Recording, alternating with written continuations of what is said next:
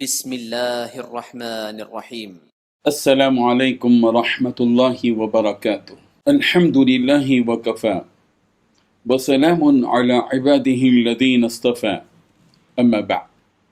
حاضرین و ناظرین، یہ درس نمبر 1605 ہے اور آج سورۃ الروم کی 2 آیتوں کی تلاوت اور تشریح کی جائے گی۔ آیت نمبر 41 اور 42، 41 and 42۔ چلیے سب سے پہلے ہم ان 2 آیتوں کی تلاوت کرتے ہیں، لفظی ترجمے اور ترجمے کے بعد تشریح کرتے ہیں۔ اعوذ باللہ من الشیطان الرجیم، بسم اللہ الرحمن الرحیم۔ ظہر الفساد فی البر والبحر بما کسبت ایدی الناس لیذیقہم بعد الذی عملوا لعلہم یرجعون قل سیروا فی الارض فانظروا کیف کان عاقبۃ الذین من قبل کان اکثرہم مشرکین، صدق اللہ العظیم۔ لفظی ترجمہ یوں ہیں، ظہر الفساد، ظاہر ہو گیا فساد، فی البری خشکی میں، والبحر اور سمندر یعنی تری میں، بما کسبت بوجہ اس کے جو کمایا، ایدی الناس لوگوں کے ہاتھوں نے، لیذیقہم تاکہ وہ اللہ مزہ چکھائے انہیں، بعد الذی بعض اس کا جو عملوا انہوں نے عمل کیے، لعلہم شاید کہ وہ یرجعون رجوع کریں۔ قل کہہ دیجئے، سیرو تم سیر کرو، فی الارض زمین میں، فانظروا پھر تم دیکھو، کیف کان عاقبہ کیسے ہوا انجام، الذین ان لوگوں کا جو من قبل تم سے پہلے تھے، کان اکثرہم تھے اکثر ان کے مشرکین مشرکی۔ ترجمہ یوں ہے، خشکی اور تری میں لوگوں کے اعمال کے سبب فساد پھیل گیا ہے تاکہ اللہ ان کو ان کے بعد اعمال کا مزہ چکھائے۔ عجب نہیں وہ باز آ جائے، کہہ دو کہ ملک میں چلو پھرو اور دیکھو کہ جو لوگ تم سے پہلے ہوئے ہیں ان کا انجام کیسا ہوا ہے، ان میں زیادہ تر مشرک ہی تھے۔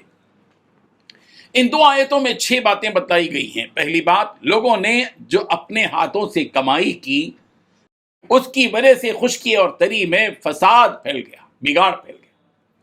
دوسری بات، تاکہ انہوں نے جو کام کیے ہیں ان میں سے کچھ کا مزہ انہیں چکھائیں۔ تیسری بات، شاید کہ وہ باز آ جائیں۔ چوتھی بات ہے، پیغمبر آپ ان سے کہیے کہ زمین میں چل پھر کر دیکھو۔ پانچویں بات، جو لوگ پہلے گزر چکے ہیں ان کا کیا انجام ہوا۔ چھٹویں بات، ان میں سے اکثر مشرک تھے۔ بزرگان محترم، یہاں مشرکین کے شرک کی قباحت اور گندگی بیان کی جا رہی ہے کہ اے مشرکو، تم نے جو شرک کیا ہے، یعنی جس اللہ کی تمہیں عبادت کرنی چاہیے تھی، کہ جس نے یہ ساری چیزیں تمہارے لیے پیدا کی، تمہیں کھانے پینے کو دیا، تمہیں سہولتیں فراہم کی، تم نے اس اللہ کو چھوڑ کر دوسرے معبود بنا لیے۔ تمہارے اس برے فعل کی وجہ سے اور تمہارے اس ظلم کی وجہ سے بر و بحر میں، خشکی اور سمندر میں بگاڑ پھیل چکا ہے، فساد پھیل چکا ہے۔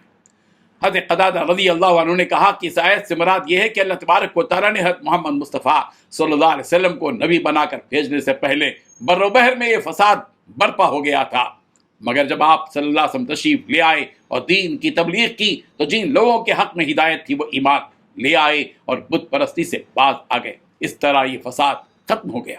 یہاں پر رو بحر سے کیا مراد ہے، اس بارے میں حضرت اکرمہ رضی اللہ عنہ کی روایت مذکور ہے۔ انہوں نے کہا، البر سے مراد جنگل ہیں جہاں کوئی نہ ہو، اور البحر سے مراد قریہ ہے کہ جہاں پر لوگ بستے ہیں۔ اور حضرت ابن عباس رضی اللہ عنہما نے فرمایا کہ البر سے مراد وہ علاقے ہیں جہاں نہر نہ ہو، اور البحر سے مراد مدائن کے مقام اور وہ قریے ہیں جہاں نہر کے کنارے بسے ہوتے ہیں۔